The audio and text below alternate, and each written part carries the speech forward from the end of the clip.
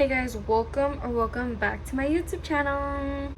So basically, I'm gonna be doing a labor and delivery story time because I hadn't done one on here. I did one on my Snapchat, but it was like a more like chill version, a more not so detailed version. But so basically I popped her out in 0.5 seconds. Just kidding, I wish. Let me give you a little backstory.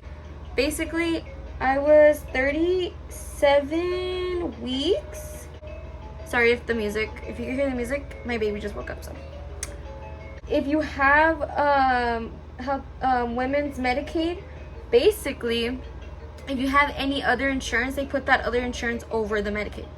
So they took Medicaid, they just didn't take the Blue Cross Blue Shield, and that was like a new thing that started in January. So I was like, okay, like they just called me, we're canceling your appointment because we don't take your insurance. And I was like, huh?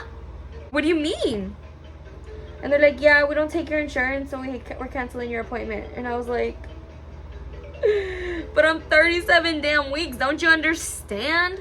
Like, bruh. Okay, but anyways, I called my mom, like I was like, I thought you took me off your insurance, like they canceled my appointment. And at this point I was having like, I think they were contractions or Braxton Hicks, I don't even know. But basically, yeah, they canceled my appointment. And I was like, what the hell? Stressing a pregnant woman out. Anyways, so then I like was going crazy like for that whole week because I was like having so much pain. And I was like, oh my gosh, does that mean they're not gonna take me if I go to the labor and delivery because I'm having pain? And like, you know. So I was like freaking the flip out. That appointment, I finally got it figured out when I was 38 weeks and like a couple of days. But they couldn't squeeze me in with my doctor. They had to squeeze me in with the doctor that was like working under her or something like that. I don't really know. And I was like, okay, like that's fine. Like I just need to see the doctor or whatever. So I see the doctor. And then she's like, okay, like we're gonna do an ultrasound to see the position your baby's in. I was like, okay, yeah, that's fine. And then she goes, are you gonna want to get induced? She goes, you can't get induced yet. We start offering inductions no earlier than 39 weeks. And I was like, what's the process of that, or like whatever? Because me, I was tired of being pregnant. Like, I don't know if that makes me selfish, but I was so flipping tired of being pregnant. Like, I was just, so my baby was head down. So she goes, she's head down. We're gonna check if you're dilated and everything. Well, it turns out I wasn't dilated. So she explained it pretty well, but she didn't tell me it was better to get induced if you're dilated already rather than getting induced and you're not dilated. The only part that I feel like she should have, or she could have, I wish she would have I wish she would have explained better, because like at the end of the day, it's not her fault. I'm the one that chose to get induced.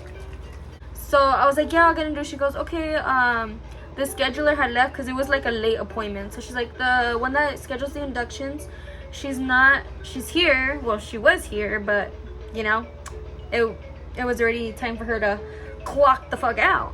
So what's it called? She's like, we'll call you, I think on like during the week to schedule your induction. So I was like, okay, cool, like cool. So then they called me like on a Tuesday, Wednesday, I don't even know. And they're like, okay, you don't get to choose a time, and they kind of just give it to you, like you don't choose. So they're like, okay, your induction's this Saturday, I think it was the 18th, I believe, and just be here by 2. So I was like, okay. Then it was the night before my induction, and I ate a fucking 40 chicken nuggets. I ate a 40 piece of chicken nuggets. Me and my babe, we just shared them, and we were like, fuck it. Cause my mom had been like, oh no, like if you get induced you can't eat and like this and that. So I was like, I'm gonna be starving, I'm gonna be a skinny queen. But basically that was actually wrong. So I get there, and then it takes them a while to get me to an action room. I was in the labor and delivery, the triage. So I was there. They I don't think they checked if I was dilated or anything. I was just waiting just for them to give me a room and stuff. They did an ultrasound to make sure my baby was still head down, to see her position and stuff. And then I think like maybe 2-3 hours later, I finally got a room. We have a little guest right now. Anyways, so they didn't start my induction process till like later on that night. And then this is an honorable mention. When I was changing into my gown when I had first gotten there, she's like, oh, take everything off, put it in the bag. I didn't know she meant my underwear. So when they were gonna, I forgot what they were gonna do. Oh, they were gonna start they first started with like a pill that they put in your cervix. And I'm like, oh, hold on, I need to take off my underwear. She's like, I thought you had already done that. I go, oh no, I didn't know they meant to take off my underwear too. Yeah, I was kind of nervous. But basically, what they first did is they put like a pill in your cervix, and it's supposed to soften your cervix, because I was not dilated, I was not effaced, anything. Like, she just did not want to come out. Like, what the hell, baby? So then they put in the first pill, and what's it called? I didn't really soften much. Like, my cervix didn't really soften too much. So then they put a second pill.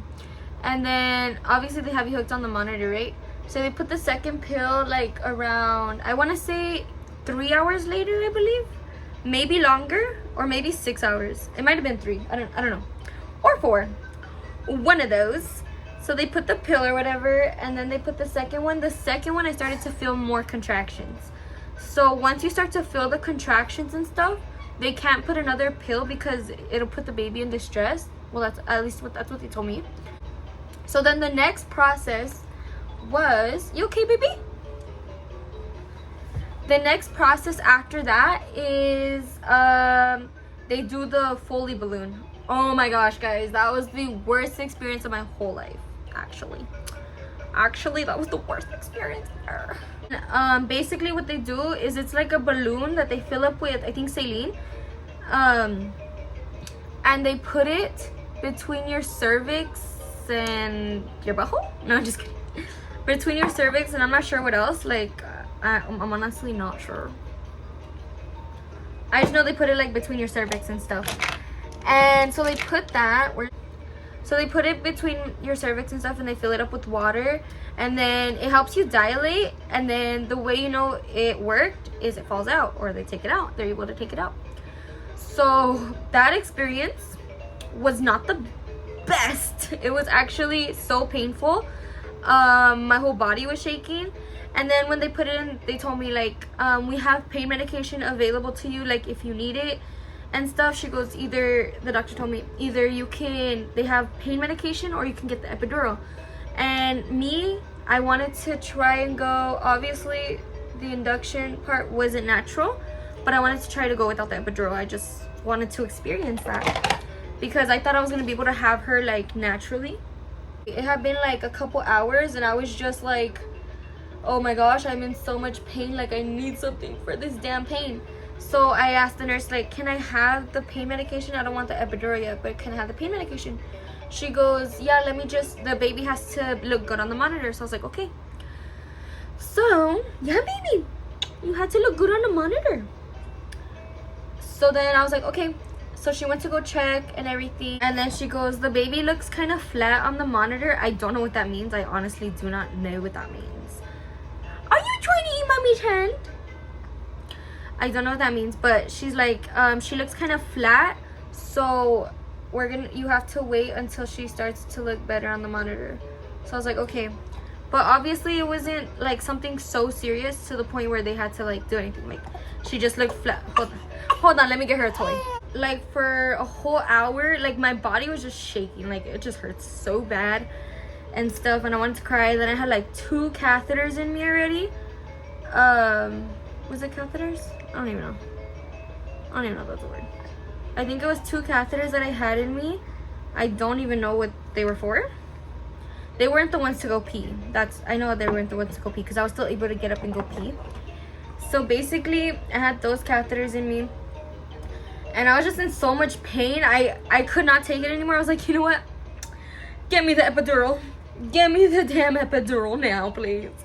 I didn't say no. I wasn't rude to the nurses. Don't worry.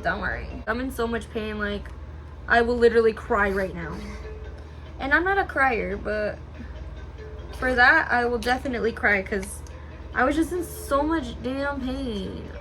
So I ended up getting the epidural, but nobody could be in the room with me, so I was like, Oh my gosh, I'm gonna get a big ass needle in my back. Nobody's in here.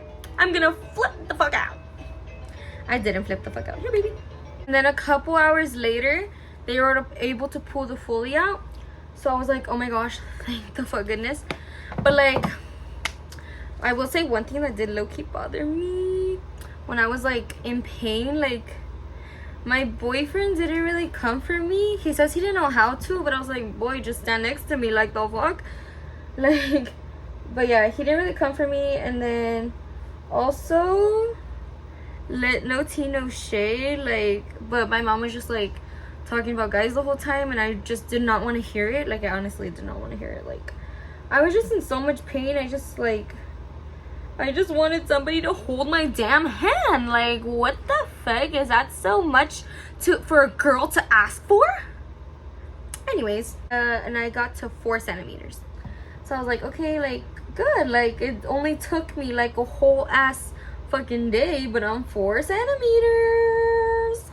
Like, we're getting somewhere. A little bit later, they started the epidural. No. What the fuck? They started the Pitocin.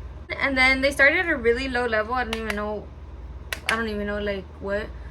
But anyways, so they started the Pitocin, and then I forgot to mention, when they put the epidural, you have to get a catheter. That was not very fun. Everything was going good. Like, I was having contractions, but I couldn't feel them, obviously. And I was like, okay, like, everything looked good, the baby looked good, everything just looked good. So I thought everything was going to plan, and I was so happy. I was like, oh my gosh, I'm gonna have a baby tonight, like, let's go. Keep in mind, this is already the 2nd day I was in the hospital. So they started inducing me since the first day, and the 2nd day I was barely 4 centimeters. Yeah. So they upped the Pitocin, everything was going good. I was like, oh my gosh, everything's going great, amazing, like, amazing. And then I start to feel a little bit more pain in my leg, one of my legs, not both of them, just one. So I told the nurse, I go, I don't know if like the epidural's like giving out, and then plus you had like a button, so when you started to feel pain, you would just press the button. And yeah, so basically that happened. And then she's like, I think it's more like gravity, because they had gone into the room. They went to the room, and then they wanted to see like where the baby was. And keep in mind, they were doing cervix checks every like 4 to 6 hours. I don't really remember, but they were doing cervix checks. And I was at 4, and then I was 50% effaced. So I think that's like when your cervix is getting softer. I don't know. You would think I know because I had a baby, but I seriously do not know. Like, don't even ask me. Ask the doctor. No, just kidding. Then after that, they did an ultrasound just to see where she was at, like, exactly, because I wasn't dilating any much more. And they were like, why aren't you dilating? Like, what's going on? So basically what happened was, my baby she was down. What are you doing? She was head down. She was still head down, but her head was more to the side. And also, guess what? She was face up. I think they have to be face down. She was face up. And she was literally, she was like this. Like, her head was back, and she had her arms, like, she was like bent. She's like, what the fuck do you think you're doing? I'm not ready to come out. What the fuck? She's like, I'm not ready to see this world yet. So basically, this was when they were still doing the Pitocin and stuff, and still trying to see. But what's it called? They started to like, they gave me like this peanut ball, and they started to flip me like every 3 hours. So they had me in different positions every 3 hours. I was just like laying there, but my leg was over and I was on my side, and then the other 3 hours my leg was over on the other side, and they had me on my other side and stuff like that. So I was just being rotated like a damn potato, and I really didn't care, but I just wasn't able to sleep because I was in pain. So I started to feel pain in my, I don't even remember which leg, but in one of my legs I started to feel pain, and the nurse was like, I think it's probably just like gravity, you know, like you're on one side. I was like, okay, I believe you. So then what's it called, they upped the Pitocin and stuff, and things are starting to look good. I got to 5 centimeters dilated, And then I think on the last dilation check, I was 6 centimeters. Let me tell you, them cervix checks are not it. Like, I hated the cervix checks. They hurt so bad, but like, I think they were necessary. They upped the Pitocin like one last time. And then, what's it called? They ended up flipping me more. I wasn't on my stomach directly, but I was a little bit more angled on my side towards my, towards my stomach, not on it directly. Because she's like, maybe like this will make her move, you know? So I was like, okay. So then around that time, I was actually so comfortable because I had not slept on my stomach in forever. So I was really comfortable, and I actually finally started to fall asleep a little bit. Well, I ended up having like a strong ass contraction that I didn't feel. So maybe it was gravity, because then I would have felt it in my other leg, but I did not feel it. And then I just feel a nurse come, like, moving the monitor, and it wasn't my nurse, which was really weird because I was like, who are you? She was moving the monitor, and then I kind of like woke up, and she was like just moving it, and she goes, I'm gonna mess with your stomach really quick. And I was like, oh yeah, that's fine, because she saw that I woke up. And so she was messing with it, and then I could hear it a little bit, but I think she had lowered it, I guess not to worry me, but I could just hear like, and then it would stop, and it would stop. So then, what's it called? She got her phone, because you know how nurses have like the phones and stuff. She goes, I need a doctor in here, like stat. And I was like, what the fuck is going on? Oh my gosh, what's going on, guys? What is the drama right now? Like, what's the drama? Let me know the tea. So as soon as she says that, 4 or 5 nurses come like rushing in, and I was like, oh guys, it's not that serious right now. like, I know I'm famous, but no, I'm just kidding. I know I'm an icon, but I can't give autographs to everybody. Manifesting. Yeah, so basically, the nurses came rushing in, and I was like, where's the doctor? No, I'm just kidding. So yeah, they came rushing in, and then 2 doctors, they came in, like, quick as fuck, like, checking, and then my doctor came in, like, quick as fuck. And then when my doctor is a really chill doctor, like, she's really, like, calm and, like, everything. But, what's it called? She saw the monitor, and she obviously she didn't freak out. She's a doctor. Like, she knows what she's doing. And she's dealt with, like, situations. But, yeah, she sounded nervous. So I was like, guys, what's going on? So then, like, there was, like, just nurses and doctors surrounding me and stuff. So then they're still messing with the monitor, and then everything was going by really quick. I promise I'm, like, making it seem like it was long, but everything was really quick. Like, quick as fuck. And what's it called? My doctor, they couldn't find a heartbeat. So she's like, get in a catheter. She goes, get a catheter. And I was like, huh, another damn catheter? What are you guys doing to me? Yeah, she's like, get a catheter, put a catheter, get the catheter. No. She's like, get a catheter, put a catheter, get the heartbeat from the head. I guess they can get a heartbeat from the head. That's kind of cool. But yeah, so they put another catheter all quick as fuck, and then they still couldn't really get a heartbeat, and they finally got one, but it was a really faint one. So they're like, we'll be right back, we're gonna go discuss in the hallway, and then we'll be right back. So I was like, okay, cool. I don't want to hear the serious stuff. Then they come back in the room, and she's like, because I really ow, I really wanted to try the natural route. I know induction is really natural, but like having my baby like come out of my coochie. Yeah, baby. Yeah. But they're like, sorry, like, we can't get a heartbeat, because her heartbeat had gone back down. So they rushed back into the room, and they're like, we have to take you in for an emergency C-section. We're gonna get all the paperwork, and yeah. So they came in like literally a minute later for me to sign all the paperwork, just that you can get an infection, you could die, you could bleed out. Like, oh my gosh, so seriousness. And I was like, okay, like, that's fine.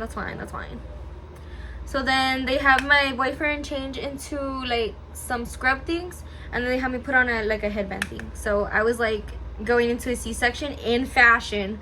Yep. We were fashion queens, baby. And then, so I go to the C-section, whatever. They take her out, and she's a little blue at first, my boyfriend said, but her color came like right back. She got a cry and everything was pretty good. I started bleeding hella though, like in the video that my boyfriend took. You could hear the doctor going, "This is getting messy, it's getting messy, it's getting messy." And I also threw up before I had my baby. Like they were like, they had already cut into my stomach and stuff, and I think they were like messing like with up here. So I ended up throwing up, and then they had to give me this medication that unfortunately made me drowsy. So by the time she came out, I was literally falling asleep. Literally. So basically, when she finally came out and stuff, my boyfriend held her. But I didn't get to hold her because, well, they asked me if I wanted to hold her, and I go, I can't. Like, my arms were numb. Like, because you're out on a table and you're, like, laid out like that. But my arms were numb as fudge. Like, I did not want to drop her or anything. I was scared that I was going to drop her. I know, like, the doctors were there and everything, but I was just so scared I was going to drop her. So I was like, no, like, my arms are numb. And, like, so basically everybody held my baby before me. I was kind of sad about that. I didn't get to watch them do, like, the exams and stuff. Like, you know how afterwards they put them in the bed, like, when they take you to the room and stuff. I didn't get to watch them do that. So that was kind of, I was kind of sad. But yeah, and then she came out with a cleft palate, like me.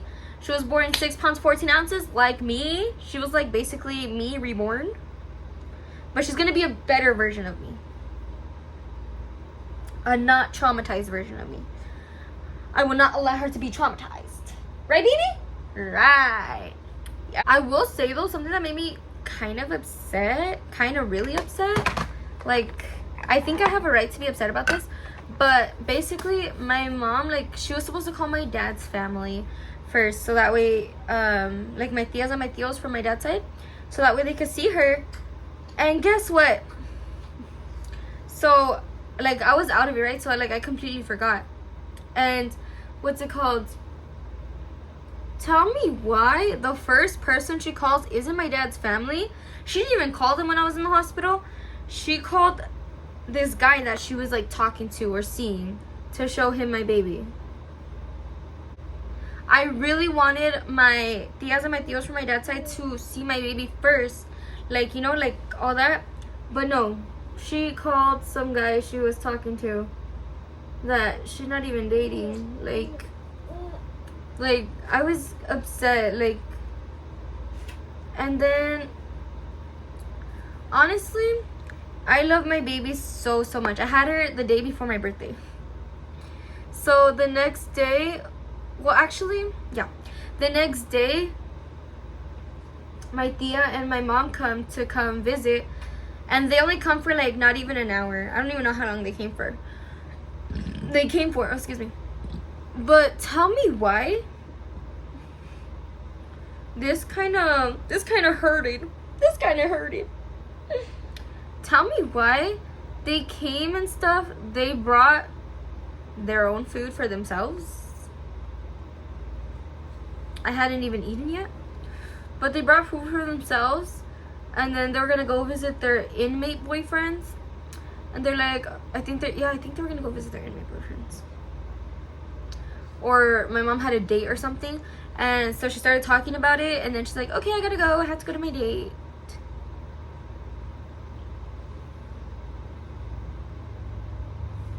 Like, I was literally, like, I know I just had my baby and stuff, but it's just, I felt like my mother was going to be there for me the day, oh, don't mean to scratch my nose. But I thought she was going to, like, be there for me, like, you know, after I had my baby and stuff. Like, I know it's my responsibility. Like, I didn't expect her to take care of my baby.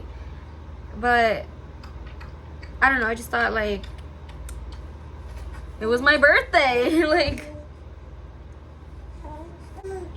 yeah, that kind of hurt a little bit, but I mean, whatever, like, that's that, like, it already happened, so, like, I can't go back and, like, relive it. I can't go back and, like, change it or anything. But yeah, like, that's what happened basically. But my bae told his mom to buy me a cake and flowers. So I did get cake and flowers for my birthday from my boyfriend. So I love him so much. Yeah. But yeah, that's basically what happened. And then yeah, I think that's basically it. Oh no, the next day, right after I had my C-section and stuff, afterwards, I could not eat. I was throwing up. I was so pale. I had to get like an iron transfusion and stuff. Right before I left the hospital. It was not the best experience, in my opinion. I don't know, I just thought I was gonna have like a better experience, but I didn't. But that's totally okay. Like, my baby's here. She's healthy. She's so beautiful. I love her so much. Like, I love her so much. I can't believe I have a baby. I still can't believe I have a baby. That's crazy. Thank you guys so much for watching. If you watched, yeah, this is my labor and delivery story time. I took forever to film this just because when I would first talk about it, I would get so emotional because I really wanted to deliver her naturally. And it just, like, I would get so sad just knowing I didn't deliver her naturally, like. And I don't know if that's kind of dumb to get sad, but it's just something I wanted. And it's okay that I didn't get it because I love my baby so much. She's healthy, I love her, and she's amazing, and she's beautiful, and she's perfect, and oh my gosh. But yeah, guys, that was basically my labor and delivery story time. Don't forget to hashtag like, comment, subscribe. I love you guys so much. And yeah, till my next story time, I guess. Bye.